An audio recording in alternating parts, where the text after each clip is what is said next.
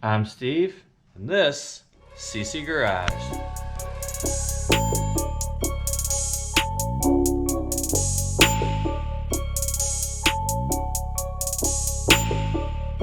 up, YouTube? Well, another bright and early day, 8 o'clock. Yeah, we got a lot of stuff to do today, so we're gonna get to it. I haven't really, well, I've done stuff on C10. I just haven't really given much updates, so looks a little different, right? Yeah, we got some square body rims on there, 15s, and the front clip is on. I've actually drove it down the road a couple times. I got inner wheel wells taken out because I was afraid I was going to have rubbing issues, but apparently I'm not. Well, I might be low enough now, but it doesn't really tuck the front tires too much, but it's going to go lower, so might as well have taken those out. Got the seat in here, but the issue I'm having is when I bought this motor and trans, it came out of a pulling tractor, and the guy told me when I bought it, it has a 3500 stall converter. And I think that's what my issue is. This truck revs really high before it wants to move. So I bought a new stall converter. I think it's like 1200 stall. So I should have did all this before I put the body on. And what I'm gonna do now is take the body off because I don't have a lift, and I think that's gonna be easier to get to the trans. It's not a crazy amount of work to remove everything. You got your 2 bolts down here for the core support. I only got 2 bolts back here, 1 on each side, holding these on. The 4 bolts for the cab. I'm just gonna disconnect the steering here and take off my 1 brake line and try to cap that so I don't lose all my fluid. And use this bad boy. But might have some more people in the shop later. I don't know. I'm used to working by myself anyways, so set the camera up and let's get started. So we got our camera all set up. Truck is underneath the hoist, or chainfall, whatever you want to call it. So go ahead and start pulling this front clip off.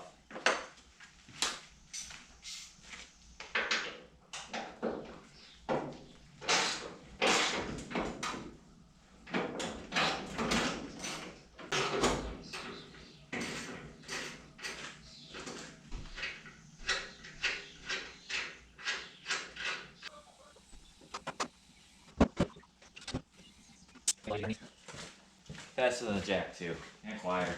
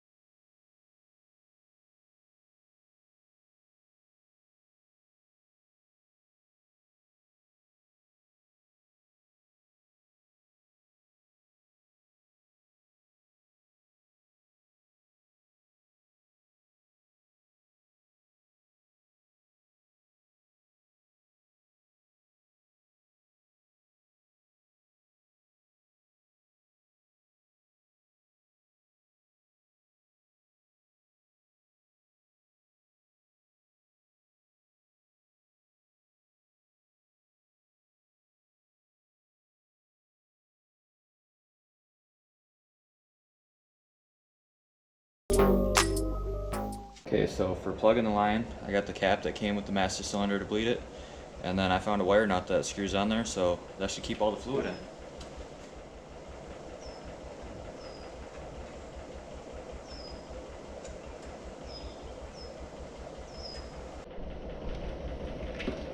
Okay, the camera keeps on dying, that's why we keep on doing all these short clips, but hopefully got it figured out. Got this all hopefully figured out. Let's go ahead and lift her up.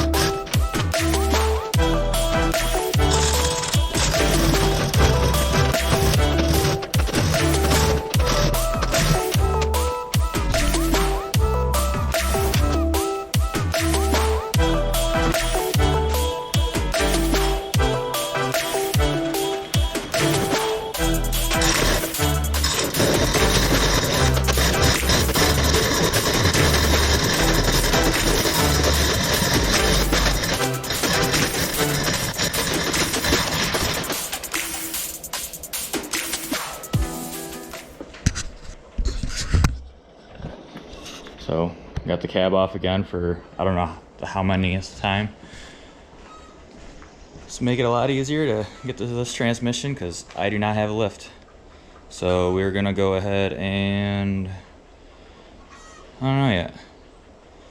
Obviously I got to pull the drive shaft out, so I'll air up the back so I can get to the U-joints again because those are in their ways.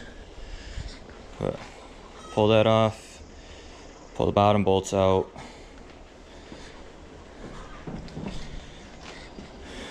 And a couple bolts in here. Try to figure out how to lift this out without breaking anything. Probably use the boom on the tractor, but obviously that's being used.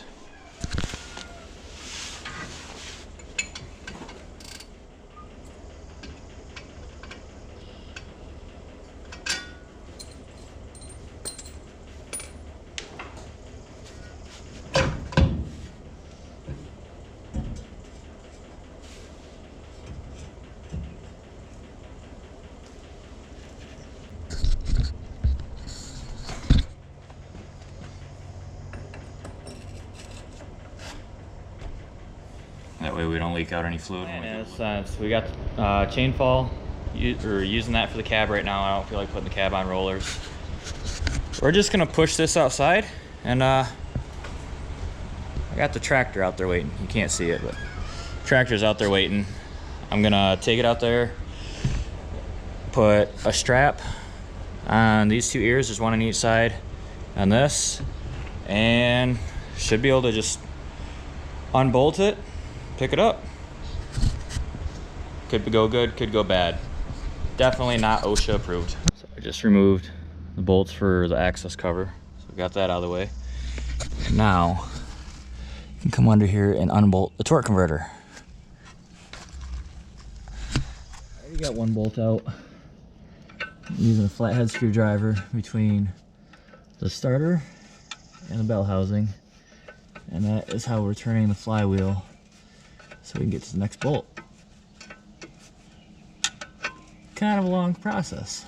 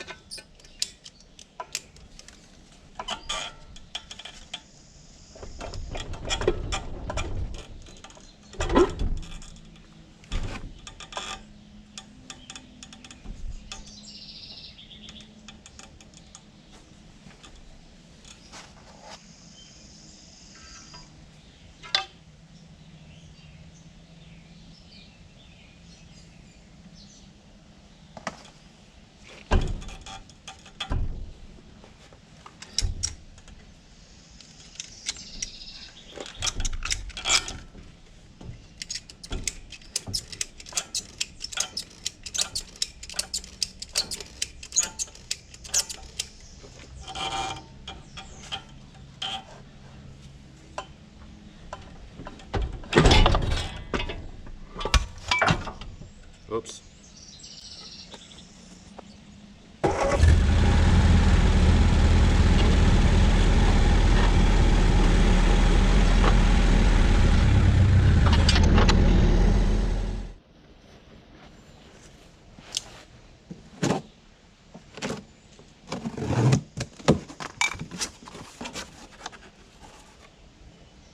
She's way bigger.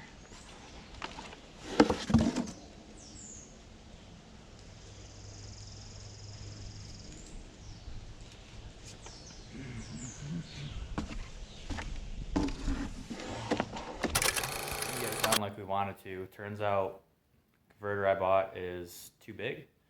There's a gap around the transmission about, I don't know, quarter inch or so.